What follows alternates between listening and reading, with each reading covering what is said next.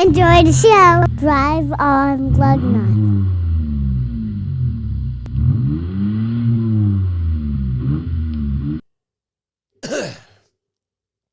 So, nothing to do. We'll wait for the green flags. Facebook, Twitch, YouTube, multi-streaming across the interwebs for the 295th Purge Hangers and Wall Hangers Media Network presentation. Ladies and gentlemen, welcome to Lugnutz. Welcome, gearheads. This week we're going to talk about Audis, ups and downs.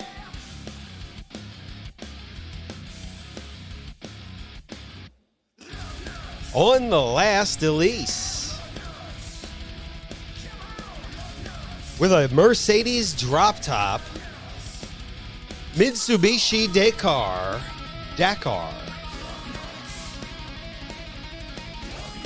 on the new Leaf, and so much more.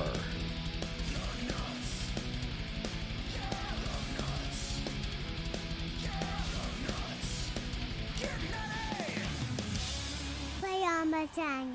Drive on Lugnutz. Right on over here to pjandewh.com, where you're going to find all of the crazy and luggy nutty moments right up top, like the formation of Clits and Kilts. And last week's Triforce podcast, Idris Elba's EDM Soundwave, and last week's Lugnutz podcast, When in Doubt, Retro Modded Out. You'll find Big Brother and myself streaming right over here on Wall Jenga Gaming Monday through Sunday. I am going through the Old Republic with the Sith Legacy of the Sith update. Really impressive. And you are on the brand new Dying Light 2. Yes, I'm in the open world part. Finally passed the tutorial? Finally past the tutorial. So this is when the Big Brother streaming gets good. Yeah. You finally get out into that open world of Dying Light 2, parkouring around zombie bodies. It is quite an interesting world. So they once you get past the tutorial, it's rather fun. Better than the first? I don't know. I like the opening of the first one way better. Yeah. The opening of the first was fucking dope as shit, though. Yeah. This one, it's kind of, the opening was okay. Let's just We'll leave it at that. Game. But we can go with this first story over at Audi. Audi has had its ups and downs, its bumps and bobbles over the years. They have changed the price on the new Q5 from $40K to $45, but they're also going to give you a smaller engine. Wow. How nice of them. Isn't it nice? They're going to give you a nice, small, turbocharged 2-liter inline-4 with 201 horsepower and 236 torques. The last Very one, nice. No, the last one came with 261 horsepower and 273 torques. Hang on, I got a button for that. You won't be getting that. You will be getting a standard all-wheel drive with a 7-speed automatic clutch and 4 different trim levels. But prices were reaching at $47 in January, so who knows how high they'll go.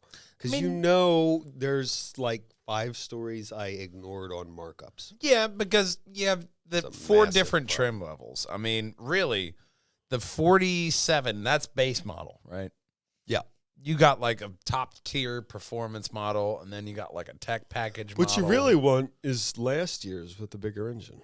Yeah. No, I mean, if you're a motorhead, yeah, absolutely. But the new models probably have new technology and shit, that they didn't have in that last year's model. Or it's the same and no, it's more expensive. Microchips are more expensive, so you're getting less and paying more.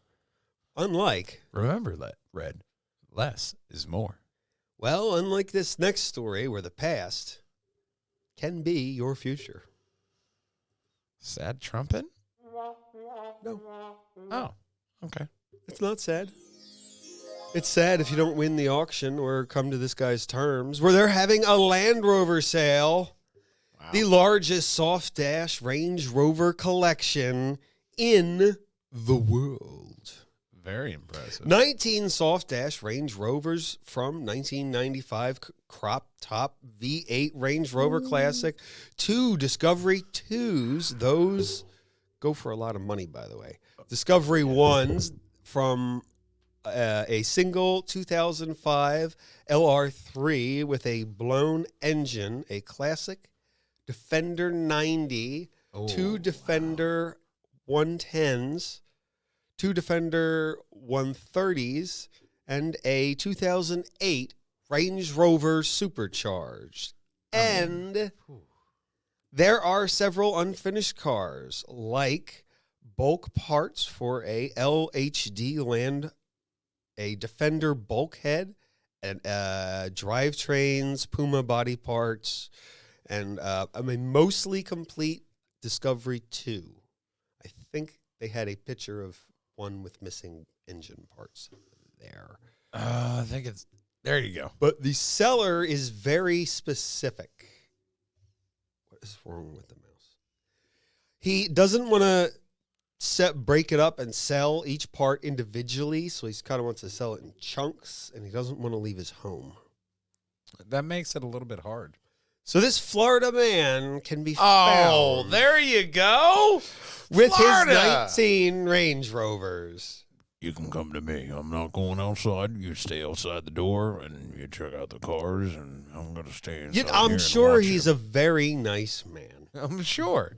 Because he look at all that. It's very organized. It's not we've seen cluttered automotive spaces and like car shows and stuff like that before. This is very organized, especially for somebody who's collecting such a eclectic collection. Yeah, I knew someone who was Range building Rovers. a VW Beetle for like 40 years. Some people complete it, and some people have a very impressive collection that people are going to want to actually hold on to these things, because you look at them. I mean, it's got to be like where he is in Florida. He's just one of those guys who likes to collect Land Rovers. Not a lot of like harsh like rust stuff, like salt and stuff they like look, that. They look pretty good from what you can tell from the pictures. But then again, if you want a Discovery 2, where else you gonna go? You can't go far outside of this guy. Unlike this next story. Yeah. So Lotus, what are they doing? Lotus, the last Lotus Elise has been given away. We have a fun fact. 35,124 Lotuses were produced, with the last one going to the daughter of the chair of Alpha of Lotus at the time. Romano Aratoli. Romano Aratoli. He named the daughter after he named the car after his granddaughter, if I can learn to speak. Elise Anatoli. She received the car in a ceremony in Norfolk, England. The final car was a Lotus Elise Sport 240 in championship gold. That just seems so perfect and so poetic. You know? Yep. Your grandfather, well in Lotus. He was running Lotus and Bugatti. So Here is your car. My car? Yes, the car is after you. So Well- here is your car. yeah, well, they're ending a lot of stuff. In December, they announced the end of the Elise, the Excurge, and the Evora. So All right. if you can get one, get them while they last. Yeah. Or you might like this next story. get it while it's hot. Cabriolets have been going out of style for a while. Hmm. I think the other picture. Oh, that one's not bad. Ooh, we got a couple. Cabriolets have been going out of style, but Mercedes is going to drop a new drop top. Spies photos have seen it going around the Nürburgring. So they have that. This will be a CLE. Mm-hmm. The flagship CLE 4MATIC will be paired with a turbocharged 2-liter 4-cylinder engine that goes with a someone was running off. Somebody was quickly. running off camera, got scared Yes. real quick. It'll have a turbocharged 2-liter 4-cylinder engine with a 6.1 kilowatt battery pack, rear-mounted electric motors that produce up to 201 horsepower. But this setup allows for a potential of over 600 horsepower, blowing its rival, the M4, out of the water. Whoa! I can't see that car all of a sudden. Where did it go? That's the spy photos. Oh, well, we can go really- back to the real photo then. Yeah, really tricked you there, did they? Oh my God, it's a completely different car. 12.3-inch digital display cluster, 11.9-inch infotainment screen. You'll get one for about $60K. Nice. Looks nice. I love that orange color though. It is. It's a different color. You're seeing Sunburst a lot, orange. a lot more variety in color other than white, gray, and I'd like to see a little bit more like green. I mean, like even lime. I mean, like yellow. Like a lot of those other colors. There's a lot of really good Some of crisp them, colors you can there's get some of in them- 3-stage paint. some of them are out there. It's nice when you see a car company that has got so many different Yeah. colors. Absolutely. Or a car company that has so much history in a proving ground. Like Dakar. This what has proven itself on the ultimate proving ground for four-wheel drive vehicles, the Dakar Rally. It is a proving ground where most of the best off-road designers go to see if their car stands up, and only the best of the best come out. The first race was in 1977. It was born from the Coat Abadjadi a Nice Rally. Fortunately, they named it something pronounceable. Abidjan Nice. Yes, the Abidjan Nice Coat. The Coat Abidjan Nice Rally. It doesn't sound, it just rolls off the tongue. once you learn to say it. Nice. Just kind of seems like a Yes. thing you'd say with your hands. Well, this Pedro Evolution was designed to win the Dakar Rally, and it did. It won 12 Dakar rallies from 1985 to 2007. It's because of the That wing tips. is quite an accomplishment. The fast little wing tips right here. That's what that. Yes. And to participate in these type of races, generally the manufacturers have to make so many. These guys made 2,500. And one that lived in Japan and was imported to Australia is going up for auction. Oh man, that's gonna go for some money. 112,000 miles-ish on the odometer from the factory, 1997, well-maintained. No obvious body damage, 3.5-liter V6 with 280 horsepower and 264 foot-pounds of torque. Experts say it'll go from 65 or about 75. It looks odd, right? Like on this side view right here. Yeah. It has those little, almost like Bel Air wingtips off the top end of it. It has a RAV4 kind That's a of spoiler. spare tire on the back, but it's like if you took a RAV4 and like squunched it. It's got a big V6 in it. Yeah, but you kept that engine bay big, Yeah. big Nice ass looking doors. car, and if you want to get it, you can look for the auction. I mean those mud flaps. Oh And everything. it's a great looking car, It does look. It looks like it would rally race. which is where it was from. Great pedigree, Oh yeah, nice classic '90s interior. absolutely. You know what's also classic? This next story. This next story. The all-new Leaf is getting a makeover in UK and Europe. Not us. Born in 2010, it is the longest selling electric vehicles on the market. They changed the logo in a couple places, like the front grille and the rear, 16s or 17s.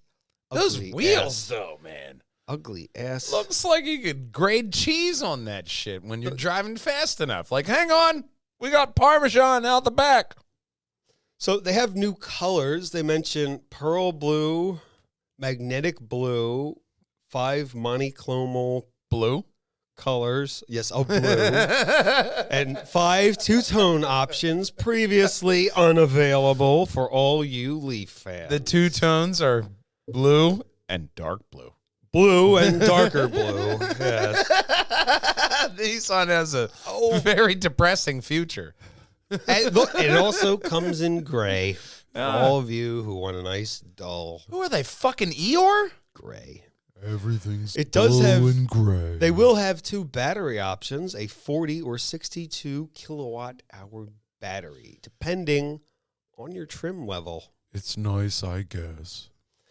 Yes. You know, electric cars are the way of the future. They seem like it. Some places. I don't have that You don't have that one. one. No. Ugly but innovative? Mm-mm. It's not up there.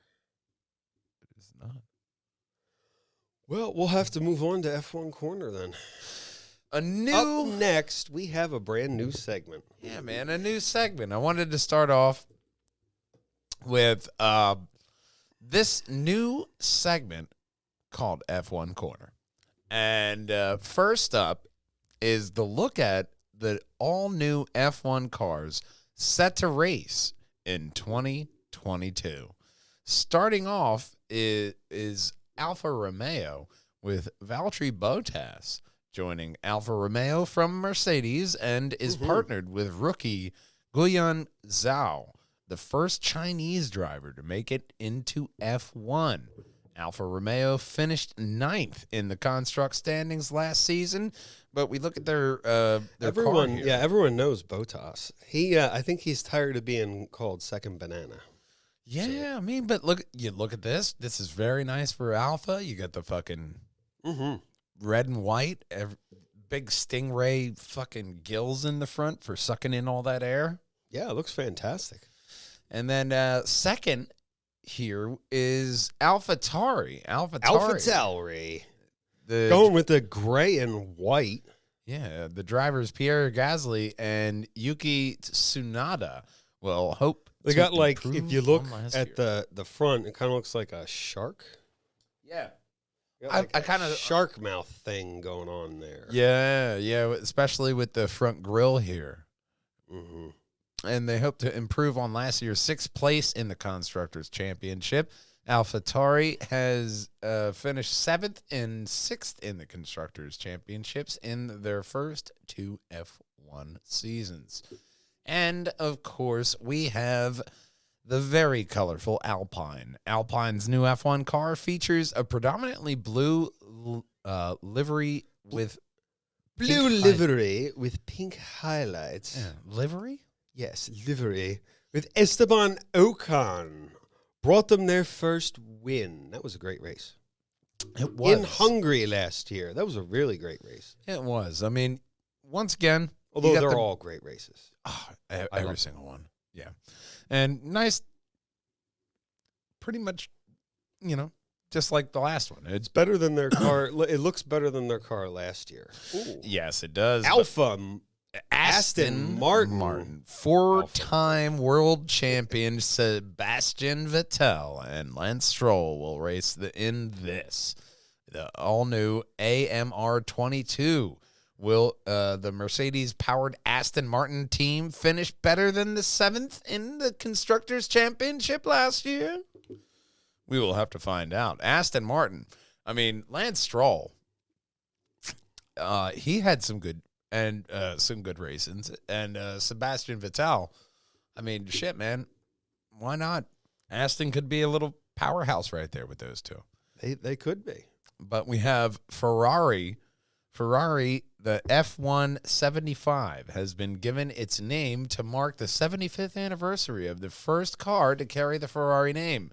Among the striking aspects of the Ferrari are the needle-shaped nose tip and the unusual-shaped side pods.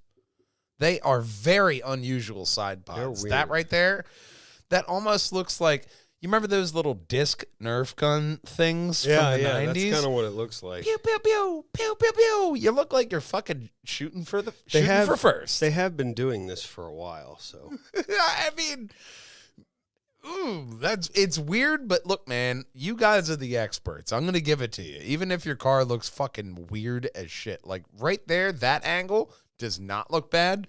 It looks like a Ferrari. That's kind of what they do. It's just so odd. And then The there's Americans. Haas. Haas is the American team. The VF-22 includes an entirely new way generating aerodynamic downforce, reshaped wings, and low-profile tires. The U.S.-based team finished a distant last in the 2021 following a decision not to develop their car so they could devote more resources to designing their 2022 car. Yeah, that's why you came in last. On the final day of the first you know that. preseason test in Barcelona, the team removed logos advertising Dmitry Mazepin's company following the Russian invasion of Ukraine. And of course, we will not see the Russian Grand Prix. They don't want to go there for some reason. I don't Can you understand understand why. They're gonna replace the race, right? Why would a racing league about unity of the world not want to go to Russia right now? I don't know. Who do we got next? We have Mercedes. The Silver Arrow is not. It's McLaren. Oh, yes, McLaren. McLaren's ML36 car could be fast in the hands of Britain's Lando Norris. McLaren's last won the Drivers' Championship in 2008. Lando Norris, obviously, a very, very strong team for McLaren. Orange as always. You know, I mean, it's McLaren. They're all going for these big scoops in the front. They're looking for different wing angles in the front and rear spoilers just to try to divert the air differently. Get that extra downforce. And then we have the Silver Arrow. Mercedes themselves. Like all 2022 cars, the all-new Mercedes W13 has been designed to comply with revolutionary new regulations. The new livery blends some black elements with the predominant silver. Yeah, there you go. Yes. Mercedes always had a good-looking car. They always had silver. It's always a good-looking car. It's always stylistic. And when you look at their front end, it's different from what we saw in any of the past cars because some of them went with an actual spoiler. Mercedes is making that whole nose and spoiler part all one thing, you know? I got to imagine that's part of their strategy with the aerodynamics and everything with the car. So that's where I'm looking with that. But then they have the beast. Red Bull. Red Bull won the title, driver's title in 2010, 11, 12, 13, and 21. Can they win it this year with their new car? Red Bull RB18. It looks the part, but can Max Verstappen hold off Mercedes Lewis Hamilton for a second year running in this car? Well, they have two stewards this time, so no. Maybe it'll be a fair fight, is what you're saying? Two of them. And honestly, they look like they're doing that whole big Stingray gills thing as like everybody else, but it looks very much Red Bull. Yep. Just like the Empire. You know, very, very, then you know, you got Williams. And then there's the rear pace car, which wasn't the rear pace car. I guess the rear pace car is officially Haas. Well, yeah, them and Williams. Haas and Williams, you know, they're the little engine that could. Williams finished 8th in the Constructor Championship Williams last is doomed to the back because of Senna. year. Their first time for 3 years, the curse. team has not been last. So that's something for them, I guess, for that. It's the race. But they're going for a race in the other direction. All these different cars, man. You look at them, but you got to wonder, what is actually different? Yeah. What are they doing different? So the front wing, There are plenty more changes after this one, but the front wing of the car is a crucial point of any one F1 car, as it is the first point of contact for the air. There we go. And directs the flow across the rest of the aerodynamic surfaces. So a change here is a big impact. The 2022 front wing is designed to be much more simpler than its predecessor, which with much higher end plates but less complex elements. The key aspects come from the removal of the gap between the nose and the elements themselves, which is designed to eradicate what's known as the Y250 vortex. By changing the way the front wing works with the simpler elements right up to the nose, the Y250 vortex disappears, and you should make it easier to follow another car. So That's nice. They're looking at the nose very intently, just like the rear wing. If it keeps the theme of vortex running, that's why there have been so many changes to the design of the rear wing too, with two elements that then form a continuous line with the end plates, curving to join them rather than meeting at the sharp angles. The shape reduces the amount of air spinning off at the corners of the wing and creates a wide wake of dirty air. While this makes the rear wing less effective in terms of creating pure downforce, the addition of the beam wing for the first time since 2013 works in conjunction with the airflow coming off of the floor, which compensates for the loss of downforce by creating more performance from the underside of the car. Mm-hmm. So you have more of the rear and front spoilers as well as the underside of the car working together to propel the car forward with the aerodynamics of it. And keep it on the road. The floor and the front and rear wing might be obvious changes when you're looking at the 2022 car, but the floor will now play an even bigger part than in the past, even if it's largely unseen underneath. Both the shape and concept of the floor has changed, with the airflow far more controlled underneath of the car by virtue of the fully shaped underfloor tunnels. This means the ground effect is in play. The tunnels create specific small areas for the air to pass through, causing the air to accelerate and create low pressure that pulls the car downwards towards the track, which increased the performance of the floor compared to 2021 when the floor had to be flat. So they now have these little air channels in the floor, which will also increase the downforce of the car. Yeah, they want to get the downforce everywhere they can. The floor. I was like, really? You're putting that even into Jackie the floor? Stewart days, they didn't bother with any downforce. If you look at those cars on the hills, they were leaping. And like, if there wasn't a driver dead every race, like, they're like, why is he the greatest? Because he lived. That's why he's the greatest. Because he lived. Who else is alive? There's a few, but nobody. But there's a few. But like he's up there with the greatest of the greats. He would have won more, but he wanted to live. And let's see. I think they actually have and then there you see the rear. The Williams one, and then the front, and then wheels. Here with the wheels. The wheels back to area where you can see a visible change. The wheels are completely different this year.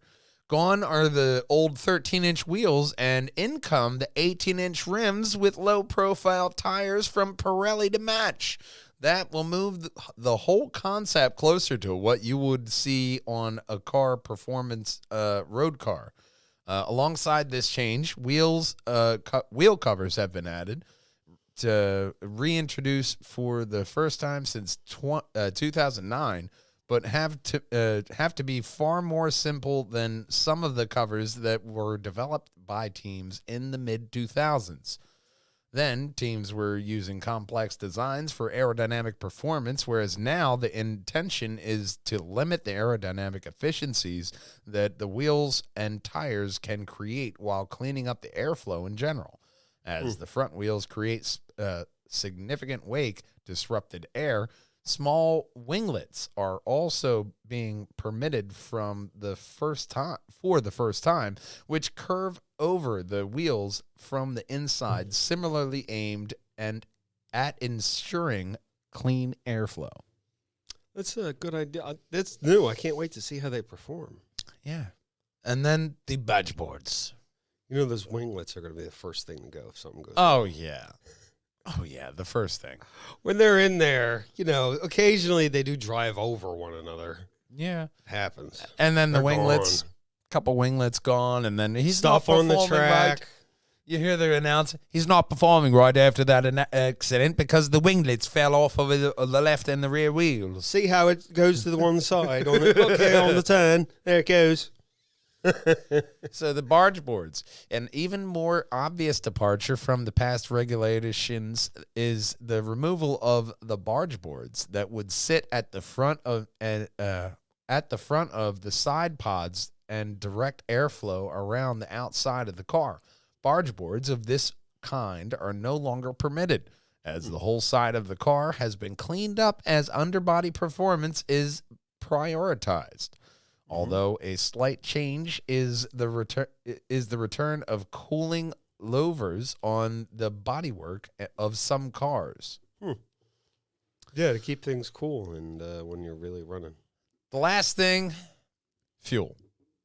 In line with changes in some countries when it comes to fuel regulations for road cars, the fuel teams will be using has evolved to be more sustainable. Previously, F1 teams could use fuel that was made up of 5.75% of biocomponents. But from this year, there will be a switch to E10 Fuel. The E stands for ethanol. The biocomponents all teams must use the 10 refers to the percentage of the fuel. So E10 means 10% ethanol, and the ethanol has to be second generation and made from the sustainable way. So they have a different kind of fuel this There's year an from last year. unsustainable way to make ethanol? I guess so. Okay, well, you've learned something here on F1 Corner. It has to be sustainable. Oh no, there is another one. The chassis. There is an overall increase in the car weight as a result of the bigger wheels, but also improvements in the safety requirements from the chassis itself Drivers compared always to want that. the 2021 car. The chassis needs to be able to absorb 48% more energy in the front impact test and 15% more in the rear. While there is also an increase in the demands that it must withstand from the static squeeze test, all of the requirements must be achieved by teams in order for the chassis to be homologated to run on track. So they have a lot more strict standards in the F1 community, and I mean, it's only rightly so. The cars change every year, and the aerodynamics change every year. One year, they went from V8s to V6s, and then they always change that every few years. That was their big change, big controversial change a few years ago. Yeah. So, I mean, it's one of those things, man. We got these new cars coming this year, new teams. I can't wait to see if Bottas and Hamilton, how they get to interact with each other on the track. Well, we'll see. Being So, members there. But this has been F1 Corner at the end of Lugnutz, man. A new little segment that I just threw together at the last minute. And it worked out. A lot like you going right over here to pjandewh.com and contacting the team, finding us on all social media handles, Facebook, Instagram, YouTube, TikTok, and Twitter. But it doesn't matter if you drive an F1 car or a Citroen. nothing rolls without Lugnutz. We'll see you next week, gang. Until then, drive on! Yes. Doesn't Even matter. Doodle's involved. Doesn't matter if you don't have a racing license. You don't have a racing license, you're not getting in the car. Yeah. It does matter if you have a racing license. Unless you have your own track and your own car, Yeah. I suppose. It's on your own land. Well, then you just looped, just It could be fun. going in a circle, but They're also it's like Formula having One your own cars go-kart track. are also very hard to shift. Yeah. Very complicated. Yeah. You have to be, On like, that right on. bombshell, thank you for joining, and until next week, drive on! I know. We're shutting it off. Play on my channel. That was a good segue. Our Island Kelly. Now? Hello? Hey, yeah. I hear me. Turned you down, turned you up. Audi Land Rover sale. So there wasn't really enough news this week for a show, but I pieced something together. Well, I also have the F1 corner to fill the race, as it were. Yes. You know what? Let's put that at the end. That's a nice end piece. That's what I was thinking. I was like, this is more of We an also end piece. have this segment on ugly but innovative. Put someone's they don't really need a response, and others like 1984 Dodge Caravan. I kind of feel like, yeah, having F1 at the end of the shortness is nice because we're starting the F1 season soon. Yeah. It feels like we just finished it. This must be what basketball fans or hockey fans feel like. It must be, yeah. Like, oh, it's done. It's fine. It's going to start up soon. Like, no, it's an ever-turning clock of just fucking, because they were already doing test races. Yeah, they work all year round, and like that 2 weeks that's mandatory shutdown because they must be open. They're working all the other time you don't see them. Guys, 2 weeks. 2 weeks. You have to stay at home for 2 weeks, okay? Yeah, but I'm doing something. The factories, all the factory workers, everyone. Hey, man, you got to go home. But I'm in the middle of something. No, you have to go home. 2 week mandatory.